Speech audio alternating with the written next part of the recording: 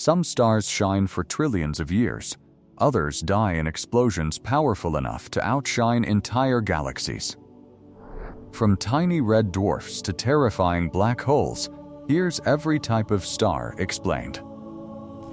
Red dwarf stars are the smallest and most common stars in the universe.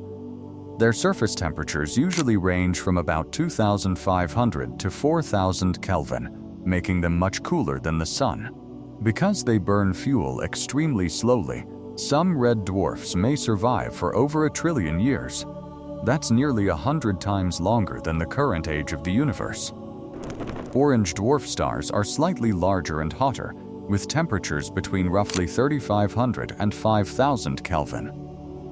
They can remain stable for 20 to 30 billion years, which is one reason astronomers consider them excellent candidates for habitable planetary systems. Yellow dwarf stars are medium-sized stars like our Sun, with temperatures around 5,000 to 6,000 Kelvin. Most yellow dwarfs live for approximately 10 billion years before exhausting their core hydrogen and expanding into red giants. When stars like the Sun die, they leave behind a white dwarf.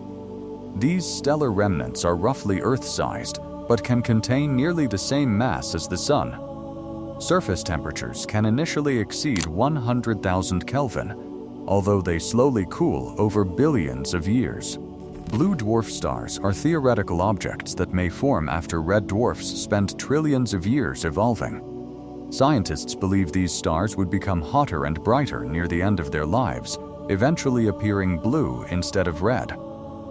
None currently exist because the universe is still far too young.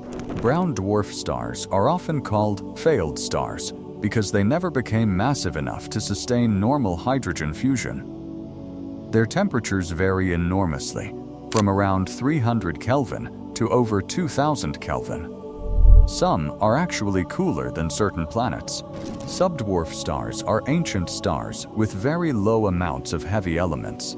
Most formed early in cosmic history, more than 10 billion years ago, shortly after the first generations of stars appeared. Blue giant stars are massive, brilliant stars with temperatures often above 10,000 Kelvin. They burn fuel aggressively and usually survive only a few million years before evolving into more unstable forms. As stars begin dying, many expand into red giant stars. These stars cool to roughly 3,000 to 5,000 Kelvin, while their outer layers expand hundreds of times larger than before. In around 5 billion years, the Sun itself will enter this stage. Blue supergiant stars are among the hottest stars in existence, sometimes reaching temperatures of 50,000 Kelvin. They can shine hundreds of thousands of times brighter than the Sun, but often survive for less than 10 million years. Red supergiant stars are some of the largest objects ever discovered.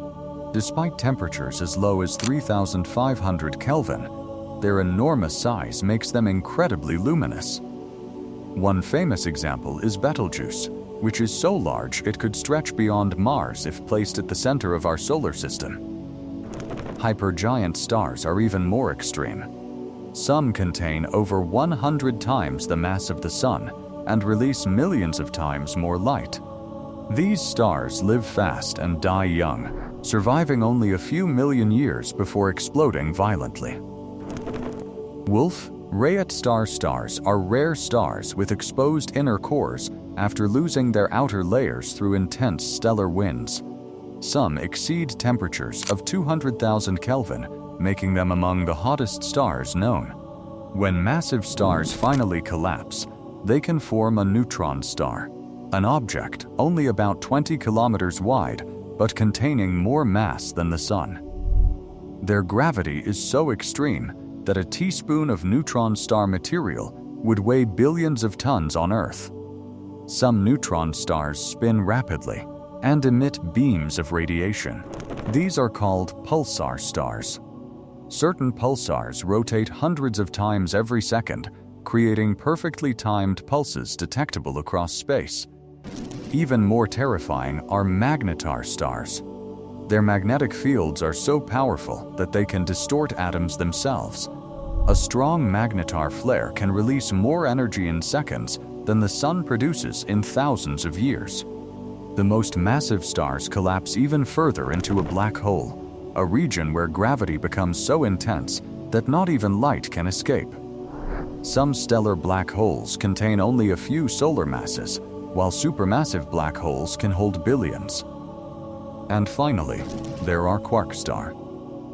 These are hypothetical objects that may form if neutron stars become compressed so intensely that neutrons break apart into quarks. If they exist, they could be even denser than neutron stars. Every atom heavier than hydrogen was created inside stars. The iron in your blood, the calcium in your bones, even the gold on Earth, all of it came from stars that lived and died billions of years ago. The universe isn't simply filled with stars. The universe is built from them.